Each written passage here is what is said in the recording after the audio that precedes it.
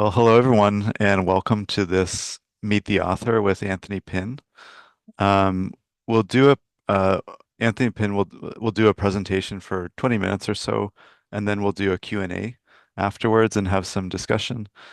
Um, so Anthony Pinn is the Agnes Cullen Arnold Distinguished Professor of Humanities and Professor of Religion at Rice University in Houston, Texas.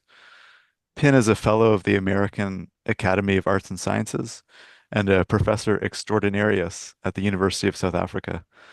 Pinn is the founding director of the Center for Engaged Research and Collaborative Learning and served as the inaugural director of the Center for African and African American Studies, both at Rice University. In addition, he is director of research for the Institute for Humanist Studies, a Washington, D.C. based think tank. Pinn's research interests include religion and culture, Black religious thought, humanism, and hip hop culture. He's the author and editor of over 35 books, including the one we'll talk about today, The Black Practice of Disbelief, an introduction to the principles, history, and communities of Black nonbelievers. Uh, Anthony, take it away. Well, thanks for the invitation. It's great to be with you. Good afternoon.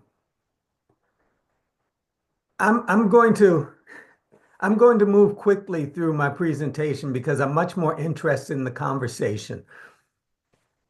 So it's been roughly 50 years that in the context of the United States, Black non-belief has received serious academic attention. Figures like William R. Jones in 1973 wrote a wonderful book called Is God a White Racist?, in which he begins to outline the presence of disbelief as a major undercurrent within Black life. Now, he cast this in theological terms, understanding Black humanism as a counterpoint to Black theological development. That he is arguing against the assumption of the Black church that you get with Black liberation theology and womanist theology. And he begins to outline the ways in which Black disbelief, Black non-belief, Black free thought, skepticism, humanism are embedded within Black cultural production from the very beginning. His argument, in short, is as soon as you have Black presence in North America, you have a counterpoint to theism. Following his lead, a variety of us have been concerned to unpack that a bit, right? What is the look of what we've come to call Black humanism? Who are some of the spokespersons for it? What are the cultural resources that explicitly speak to this sort of orientation?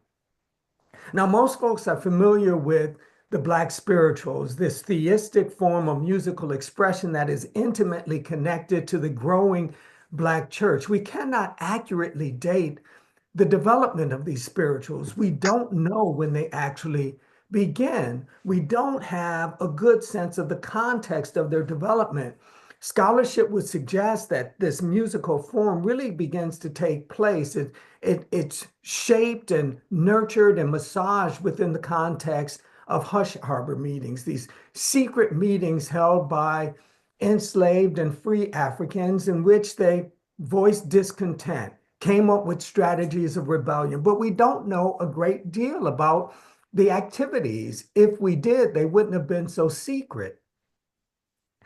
What we do know is that there was a musical counterpoint to this early form of Black cultural expression. There were spirituals, but then there were the blues. Now, it's a mistake to think in terms of 20th century race records.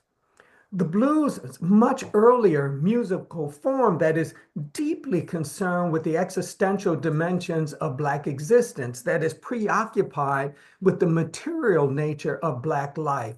And whereas theistic forms of expression attempted to play out a sense of respectability, right? That if Blacks behaved in a way, organized themselves in a way that whites could understand and appreciate, whites would then have to appreciate Blacks.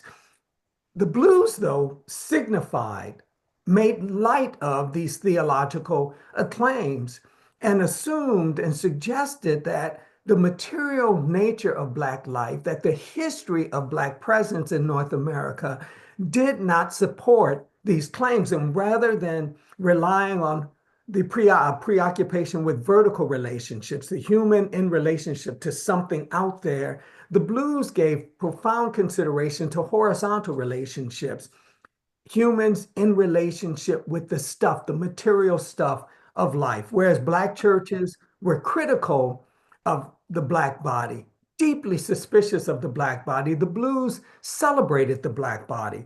Whereas the spirituals in Black churches assumed the presence of a loving, kind, just, and compassionate God, the blues signified, made light of, critiqued these theological preoccupations. What the blues suggest, we over time would associate with what we call Black humanism. In addition, there are other markers of the presence of this orientation. There's a fairly significant minister within the Black church during the period of enslavement, Alexander Crummell, who argued that slavery ought to end precisely because it prevents Blacks from embracing the Christian faith. That for him, a profound reason for ending slavery was the fact that it was turning Blacks into non-believers. Now, he wouldn't make this claim if there weren't non-believers within Black communities. It seems to me that you really get a kind of poetic and a nuanced sense of Black disbelief as we move into the 20th century, post-enslavement. And one of the most significant markers of this is one, Black presence within communist activities. That you get Black communists in the 20s and 30s who are deeply critical of the Black church in particular, but theism in more general terms, arguing that this does nothing to advance Black life, that rather than a preoccupation with some fairy tale of God, that folks ought to get involved and rework through struggle. The Harlem Renaissance adds even greater nuance to this. You get someone like Zora Neale Hurston arguing that prayer is for the weak. Like, this is on the heels of Frederick Douglass arguing that he didn't know the value of prayer until he prayed with his legs. That is to say, until he was active, until he did for himself. Zora Neale Hurston argues that prayer is for the weak. Now, Zora Neale Hurston also unpacks and helps us explain anthropologically the diversity of Black religious expression. But one of the takeaways from Zora Neale Hurston's work is the cultural significance of Black religiosity over against assumptions that its theological claims are substantive. For her, this is a form of cultural expression. It's a way in which Blacks have tried to make life meaningful. And again, what is of value here are the ritual expressions, the ritual activities, the forms of community over against the theological claims. That sort of thinking would be further advanced by James Weldon Johnson, a figure within the Harlem Renaissance and Black realism movements. He argues that as a young man, he lost any appreciation for theism. As a young man, he gave up on the concept of God. And instead of a reliance on God, he argued for human ingenuity and human capability. Now, he continued to study religion, but he argues that what religion holds that is of value is cultural activity, that there is nothing spiritual of significance here. Theologically, it's irrelevant, but it's a cultural form. And for him, one of the major markers of this cultural form is the Black sermonic style, how Black preachers crafted and told stories. Not the content of those stories, but the form, the poetic nature of their expression for him was vital. And people are familiar with James Baldwin, and most assume that he was a churchman, and that is true during the early phase of life, but he leaves the church. In a book, The Fire Next Time, he's wrestling with a meeting he's about to have with the Honorable Elijah Muhammad, founder of the Nation of Islam. And he's concerned with this meeting for two reasons. One, his sexuality. He knows the thinking of the Nation of Islam on homosexuality, and this is giving him pause. But even more significant than that is his concern with a question he knows the Honorable Elijah Muhammad will ask. Are you religious? Are you Christian?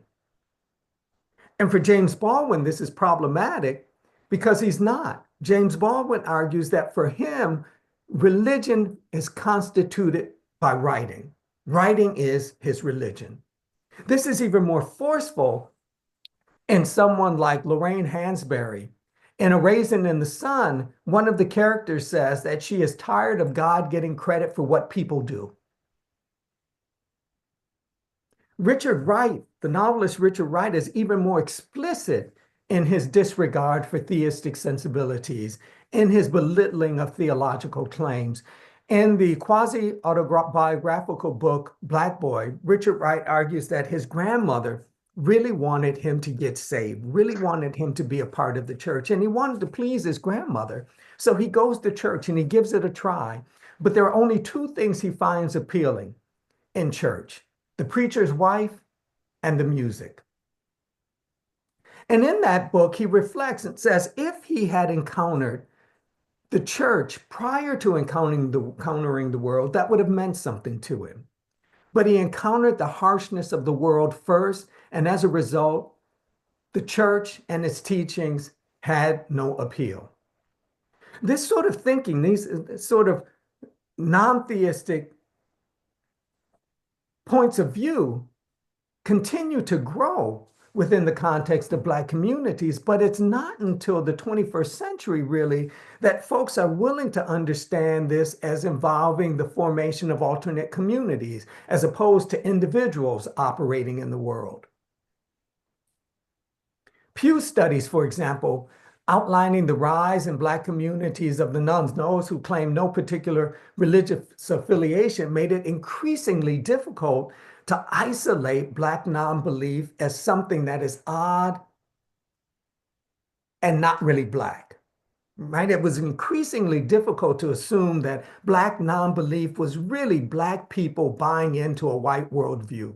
That became increasingly difficult to maintain because the growth in the nones, and it's not simply that Black folks were claiming no particular religious affiliation, but a noteworthy number of these folks explicitly claimed humanism, atheism, free thought, skepticism, and their take on the world made it difficult to assume the dominance of a traditional Christian vocabulary and grammar for understanding Black life. They were approaching this in a very different way. And in addition to this, you have Blacks beginning to form alternate communities. One, for example, is Black Nonbelievers, headquartered in Atlanta, but with satellite locations elsewhere in the United States. And they argue that it is extremely important not only to celebrate and advance Black humanist thought, but to provide Black nonbelievers with a soft place to land.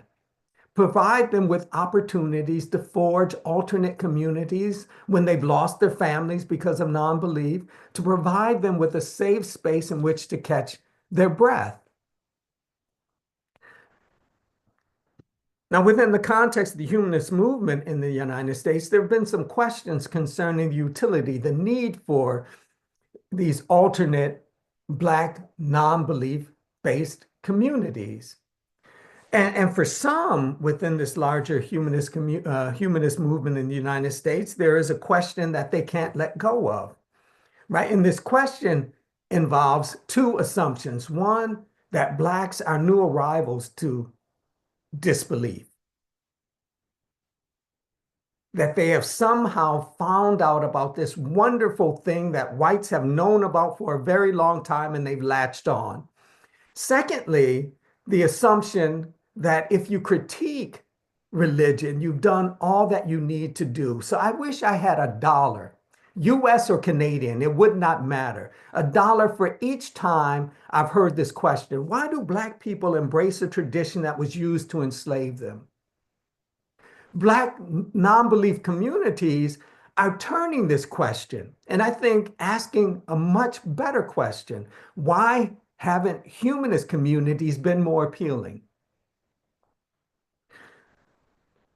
Both as a mode of thought and as the basis for community, Black humanism, both explicitly and implicitly, calls on humanist movements in the United States to understand, appreciate, and work on the ways in which humanism has been entangled with some of the nastiest dispositions in the history of the United States. So, for example, I don't know very many humanists, atheists, free thinkers, skeptics, you pick the label in the United States, who don't have profound appreciation for Thomas Jefferson.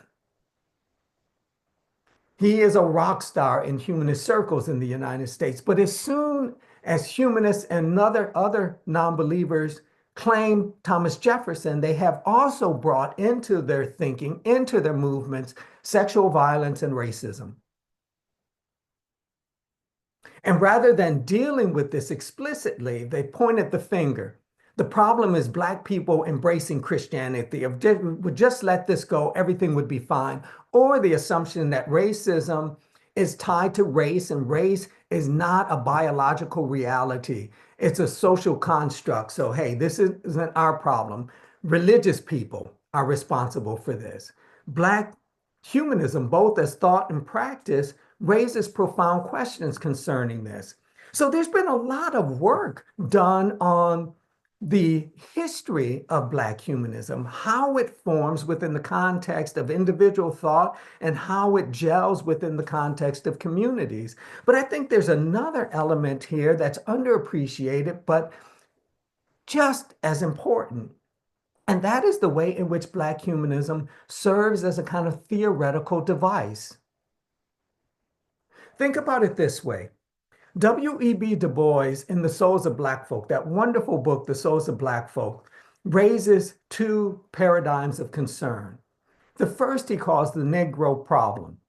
And that is, how do you, after Reconstruction, the failure of Reconstruction, how do you integrate Blacks into the economic, political, social life of this nation? And much of Black theism and much of Black humanism have been concerned with wrestling with that. How do you integrate Blacks into this nation that continues to despise them? That's the first question that Du Bois brings up. That is the first paradigm. But there's another that receives very little attention. And this is what Du Bois calls the Negro as a problem. It gets phrased early in that book this way. He says that how does it feel to be a problem is an extremely important question, but one that folks don't actually ask. He says whites in the United States will talk around this, will talk about the wonderful Black people that they've encountered and how horrible racism is. But he said the real question, how does it feel to be a problem, is never brought up. And it seems to me there are ways in which Black humanism as a theoretical device is preoccupied with that sort of question. Think James Baldwin, think Richard Wright. Think Zora Neale Hurston. I'm preoccupied with this question. But it also seems to me that Black humanism as a theoretical device isn't simply concerned with this alternate, underappreciated question, but also provides a different ethical framework to draw from. And I've labeled this ethical framework Black moralism. I'm pulling from Albert Camus' moralism and tying that to W.E.B. Du Bois, Richard Wright, and Nella Larson. And with this ethical platform, it involves a shift away from outcome-driven strategies that for most of Black presence in the United States have been the way in which strategies for progress have been measured. You get a sense of this with Dr. Martin Luther King Jr. The arc of the moral universe is long, but it bends towards justice. It seems to me Black humanists point out that there's very little in the history of Black people in the United States that justifies the kind of optimism tied to outcome-driven strategies. that every push forward has been met by an equally powerful push against. The Emancipation Proclamation is followed by the failure of Reconstruction and the reconstitution of the political authority of the South. Jim Crow gives sway to the civil rights movement, but the civil rights movement is met with the continued economic and political disregard of Black life. This is met by the election of President Obama, but it's during the presidency of President Obama that Black Lives Matter becomes a necessity, right? That it becomes necessary once again to say that Black Lives Matter. And after Obama, there is Trump twice. Right. And so Black humanism raises questions concerning this hyper optimism that is fundamental to Black theistic orientations. God is on the throne and all is well. Raises questions concerning that and proposes an alternate strategy. One of the lines I find haunting in Du Bois is this. In 1962, before he leaves for West Africa, he's writing to a friend and he says this: chin up, fight on, knowing the Negro can't win. Chin up, fight on, knowing the Negro can't win. Now, lots of folks will try to talk around this and say, well, of course, what he's pointing out is the need for a Pan-African argument, right? That what he's calling for is a move away from the struggle for rights by Black people in the United States as an isolated activity, but to tie this to a more global push for change. But that's not what he says. Chin up, fight on, knowing the Negro can't win. It seems to me that what he's offering is an alternative to outcome-driven ethical strategies that are deeply engaged in and tied to theistic assumptions. And what he offers instead is a way to value effort, to value struggle, despite failure. I think for Du Bois, there is something here that one can easily tie to Albert Camus' understanding of Sisyphus. The struggle that is unending, and that the degree that we win is the degree to which we have lucidity, awareness concerning our circumstances, and the degree to which we do not allow our circumstances to defeat us. So victory is not in the outcome, but victory, if it exists, is in the struggle. That our win may entail, at the end of the day, only our ability to say no to injustice with increased volume and persistence. That if there's a victory, it may simply be our resistance making it much more difficult to normalize the misery of the marginalized. And so I argue that what you get with Black humanism, one of its unique contributions, is a different moral and ethical outlook tied to a different theoretical formulation that is much more in line with how history has played out for this population and is much more realistic in terms of what our expectations might be. I'm going to stop there so we can chat. All right. Thank you so much for that talk. That was really fascinating and yeah, lots to chew on there. I'll open to questions. If someone wants to raise their hand, or if you want to drop your question in the chat, I can read it. Any questions? Leo. Thank you so much for this. I've been thinking about this quite a lot, which is challenging kind of what I would call a North American style of triumphalist Christianity. And there are some interesting voices coming out of Eastern Europe. So where you sit as a winner in history or as a loser in history really shapes, I think, the religious formulation.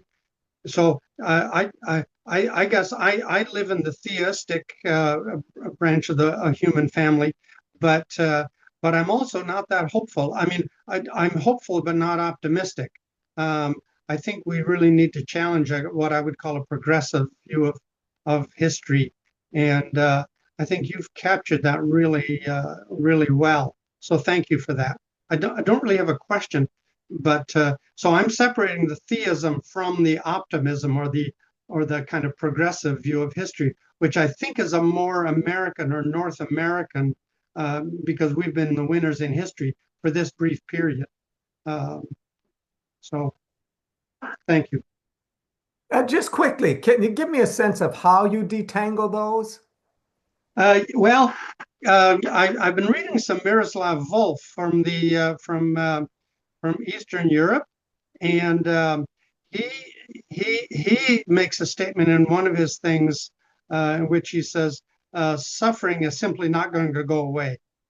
Suffering is simply part of the human condition.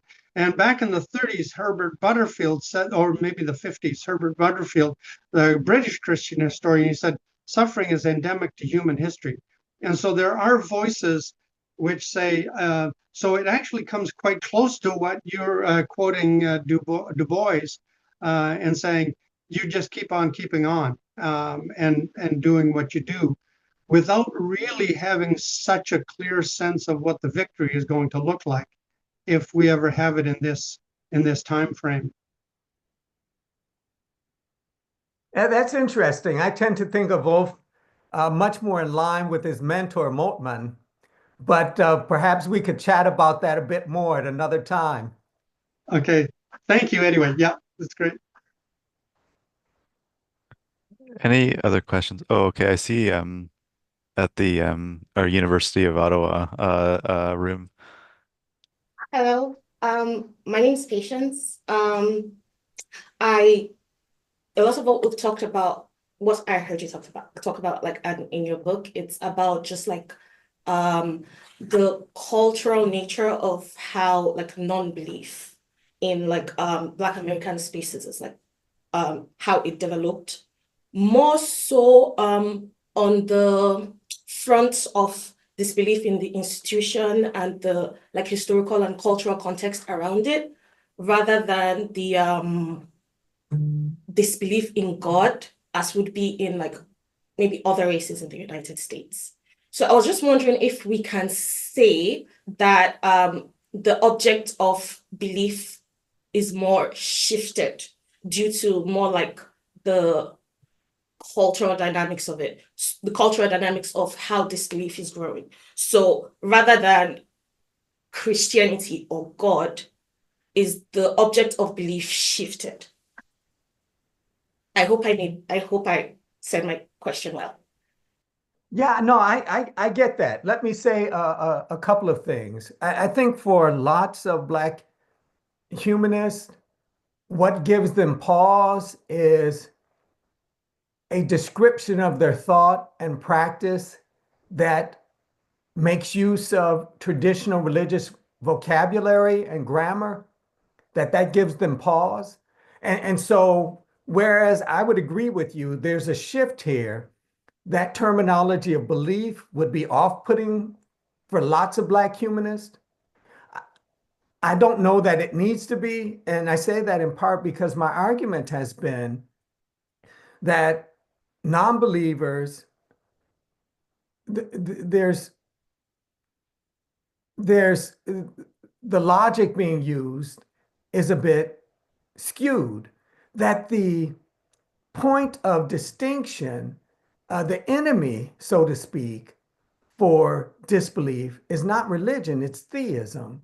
And that humanists, atheists, you pick the category, have to be more sophisticated in how they understand theism versus religion. That forms of theism are religious, but not all that is religious is theistic. Right? There are numerous ways in which religion gets defined, not all of them requiring a belief in God or gods. And so, for my mind, religion is really a quest for complex subjectivity. That is to say, that religion is a mechanism humans use to render life meaningful. That might involve gods, it might not. It might involve the New Testament, or it might involve Alice Walker books. And it might involve gospel music. or it might involve Kendrick Lamar. And so it seems again that I would want to understand Black humanism as a mode of religiosity that is non-theistic in orientation, but just as concerned with meaning making as theists. So yeah, I would agree with you. There is a shift that takes place. And I think it's a shift that takes place that is often couched in a kind of aggression and belittling. I think Black humanists, for example, have learned some horrible lessons from folks like Richard Dawkins.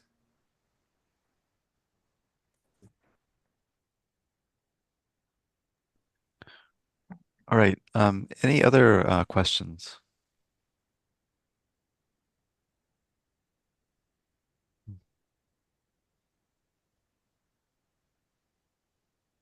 I had one comment and one question. Just on the earlier point about kind of optimism and so on. My own area really is focusing on 19th century free thinkers and so on.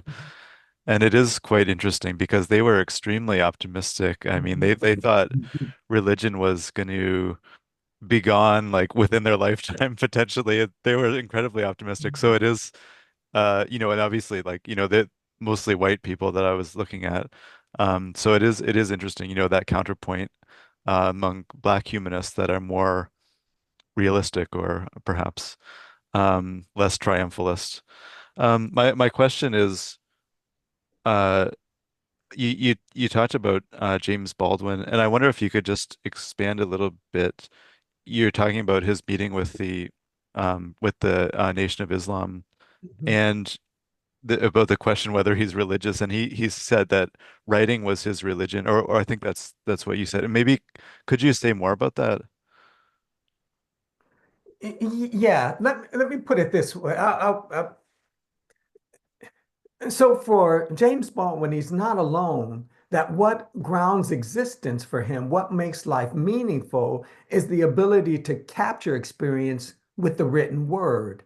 That it's not a turn to divine presence, it's not a turn to the infrastructure of the church, it's pen and paper. That this, for him, constitutes the best way to wrestle with the fundamental questions of human existence. Who are we? When are we? Why are we? What are we? That he turns to self, right? He turns to human creativity and imagination over against God or gods as a way to resolve, to come to grips with our place in this world. There's someone else who does this. I don't know if any of you are hip hop fans, but KRS-One early in his career argued that hip hop constituted a religious orientation, that it was an alternate religion. It had doctrines and creeds, it had a priesthood, it had locations of worship, so to speak, concert halls, right? That everything there. And for him, there was also an extension that MCs were godlike. Why? Because they created worlds with words. In conversation with him, he wasn't suggesting the kind of humanism I'm suggesting, but he's suggesting a kind of robust importance of human expression, of human creativity and imagination, right? That this is the central oomph. It is what grounds us. And I think you get the same sort of understanding with a James Baldwin.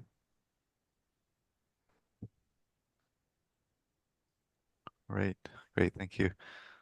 We've got a question in the chat from Al Hay. Um, he asks, could you elaborate on your comment about Dawkins? Um, are we okay with humanism, but atheism is out? Thanks. No, that's not what I'm saying at all. What I am saying is that what you get with Richard Dawkins is a celebration of nastiness, of disregard, of belittling the other. And that I find atrocious. What you also get with a Richard Dawkins and a Sam Harris is a rejection of social justice strategies and obligations. That for Richard Dawkins, atheists have no obligation to work in the world to better the circumstances of the marginalized, right? And it's because of folks like Richard Dawkins that Atheism Plus, for example, was so highly disregarded and the recipient of such nastiness, right? The idea, and I've heard Richard Dawkins say this, the idea that the religious deserve to be mocked and belittled, for me, is not a really useful approach. That I don't see anything that suggests that religion is going away, nor do I believe it has to. Constitution of the United States gives folks the right to do this. I'm all with that. That's fine. I think we have a larger agenda than a Richard Dawkins can appreciate. And this agenda is to decrease the harm that theists do in the world and to decrease the harm that non-theists do in the world. But to the assumption that if we get rid of religion, we get rid of all of our problems, for me, is misguided.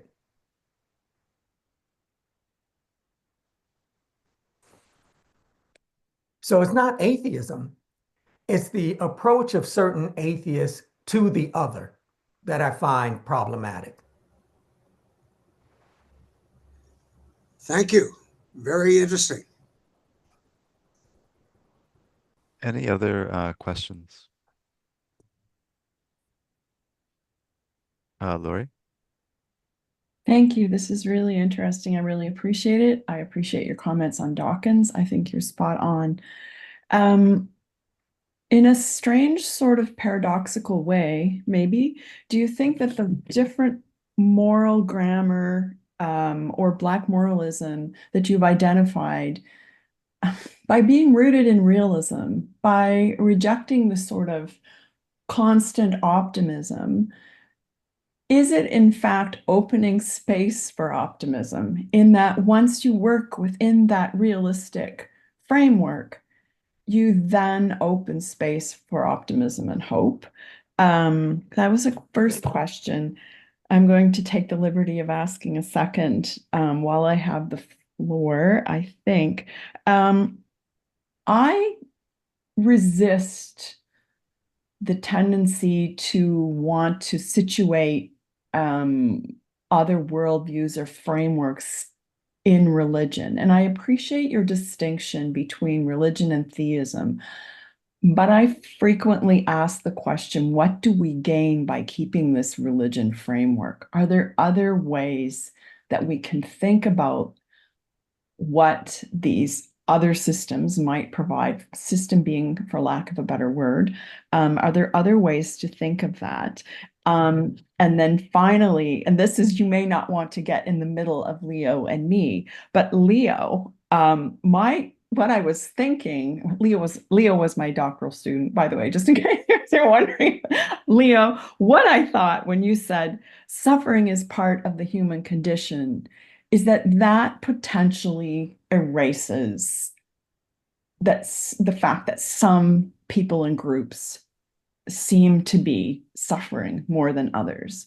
And I think we ought to be really careful about that kind of blanket statement because it erases disadvantage, it erases marginalization, or has the potential to.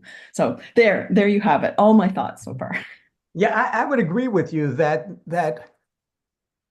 it isn't the case for all that suffering is unto death. But I think there are marginalized communities for whom suffering entails something very different.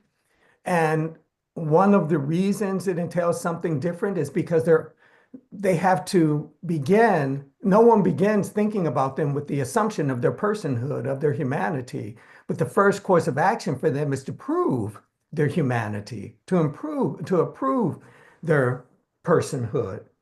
In terms of this grammar of religion, for my mind, I'm thinking about Black humanism as a religion also affords opportunity to, one, recognize that reason and logic don't capture all, and to recognize that there are unanswered questions that are best addressed through awe and wonder. And I think religion offers a kind of posture towards the world that embraces the sense of awe and wonder. For me, it has helped to break through some of the tendencies within Black humanist circles to, for example, reject the idea of ritual.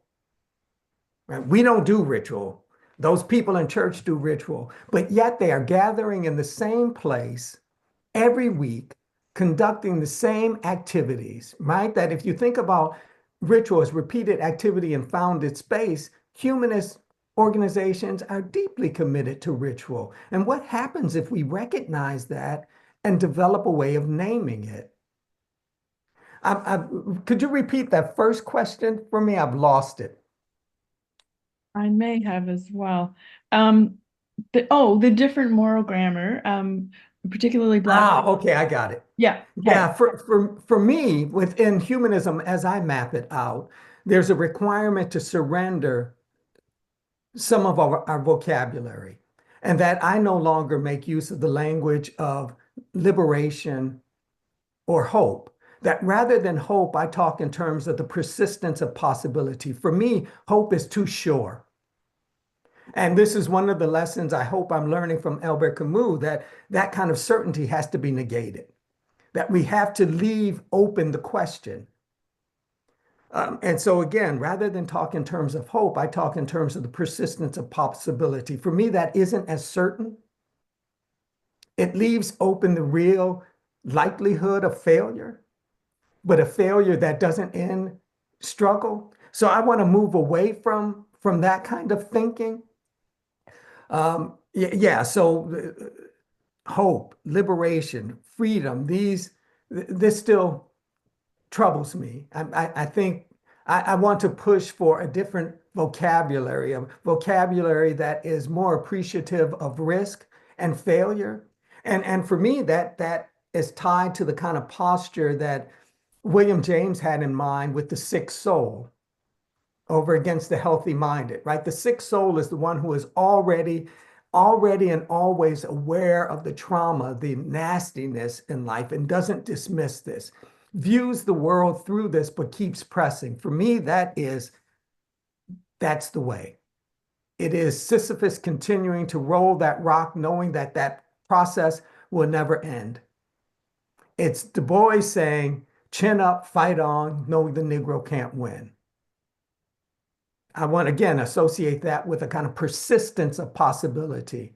And to the best of my ability, move away from the kind of assumptions I feel are grounded in hope.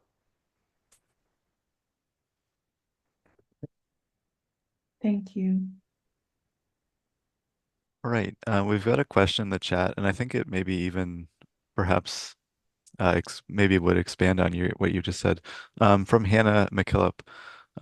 Forgive me if this is addressed in your book, but I'm wondering if you can expand more on how you might define meaning making. Yeah, so for me, meaning making is simply the human effort to wrestle with the fundamental questions of our existence. Who are we? When are we? When are we? Why are we? It's our effort to come up with answers for those sorts of questions that, for me, constitutes meaning making.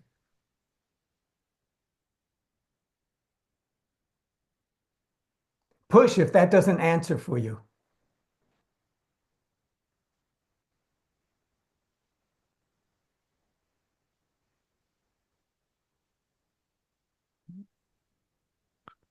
All right. Any further questions?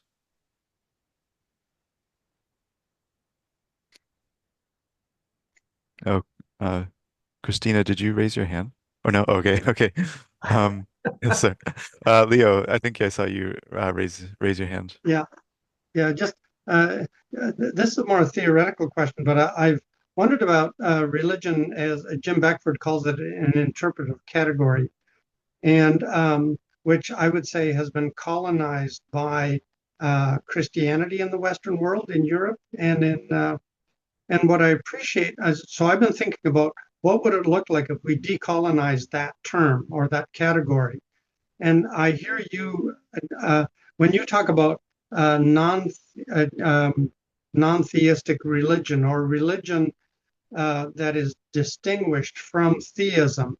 It seems to me that's one way to think about that. That's quite useful. So I'm not sure if you want to expand on that, or if you could point me to something you've written in which you expand on that. I'm working on religious literacy and what that might look like um, in a decolonized context. And so I'm just wondering if you could expand on that just a bit. Yeah. I mean, first I'd say, all it requires is using conceptual frameworks that work for you, right? They're free and available. I don't know that it's more difficult than that. And in terms of my thinking, there are two books in particular. The first is Terror and Triumph, The Nature of Black Religion, and the other is The Interplay of Things. The Okay. Interplay of Things came out in 2021, and it's a corrective to some of my theoretical work, but those two give you some sense of what I have in mind. I see someone unable to contribute because you're a bit of a pessimist. I think there's something to pessimism. I read Afro-pessimism because I think there's some wonderful questions there. Its approach, I have some questions about, but I think it's posing some really intriguing questions. It's pushing in some really vital ways, right? So the idea that the only way to reconstitute Black people as subjects is to destroy the social world, right? All of this has to end. I, that raises some really interesting questions to wrestle with, right? What is that? So what is at stake for us? What is of value for us in this social world?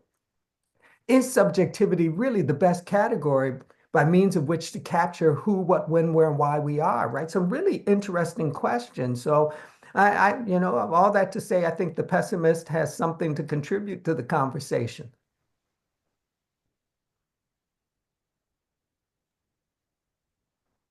Any other questions?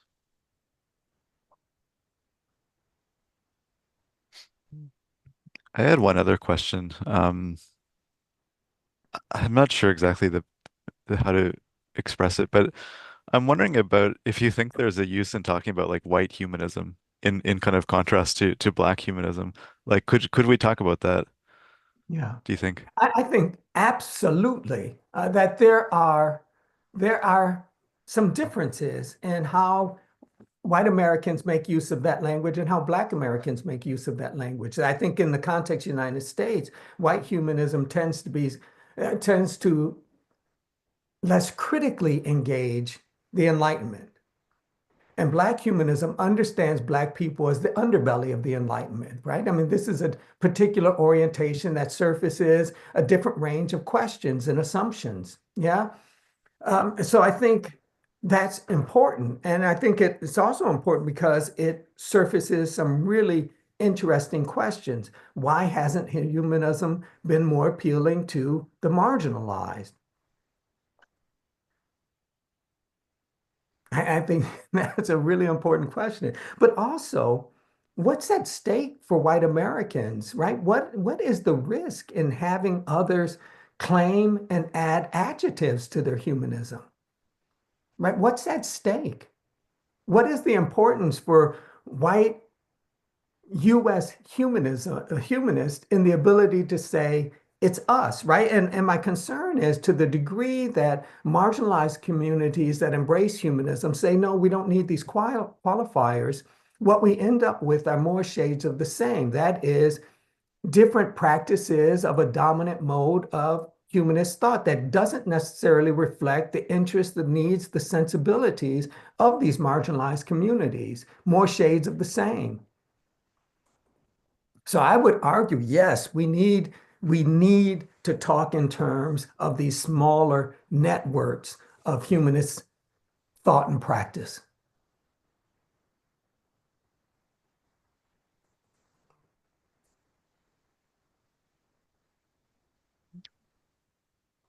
One other thing that I don't know, just I don't know if this is just kind of going on a tangent or what. What about like gender? Do you think that that also shapes like how we humanists um uh live their lives or relate to the world? Like does that should we think in terms of like a gendered kind of humanism too, do you think?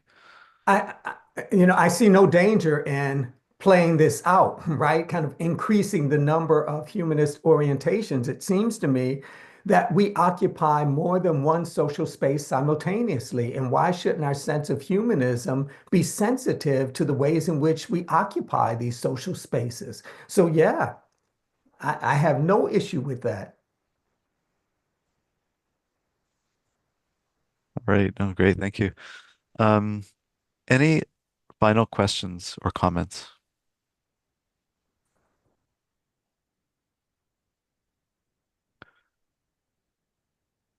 Okay. I think I'll draw this to a close. But thank you, Anthony. That was a really fascinating talk and a really great discussion afterwards. Yeah, definitely gave us a lot to think about, I think. I've just got some stuff to promote. I'll drop some uh, links in the chat. Oh, I'm including uh, Anthony's new book here. I'll link to it. I also wanted to include a link for our next event. This is happening in March. So we have two authors. They're talking about an article about called Maori Atheism, a decolonizing project. Um, and so this is on March 20th at 7 p.m. Eastern. So note the time. Usually we do these at noon, but we're trying to try something new. We're going to do one in the evening um, to um, to try to capture some of the Australian team members who are not able to join most of our webinars. Unfortunately, for those in Europe, it's probably going to be too late for you, but if you're a night owl, you can join.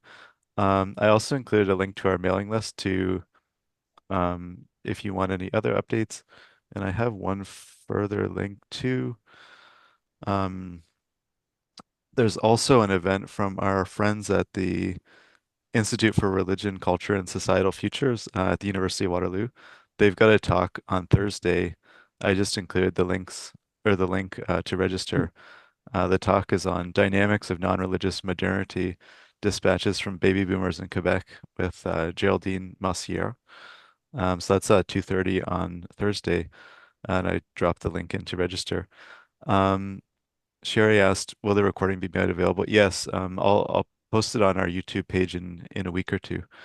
Um, so yeah, so hopefully you're able to join any future events, and thanks once again, Anthony, for the talk. It was really fascinating, and thanks everyone for coming. Thanks for letting me hang out with you. Really enjoyed it. Thanks, Anthony. Thank you.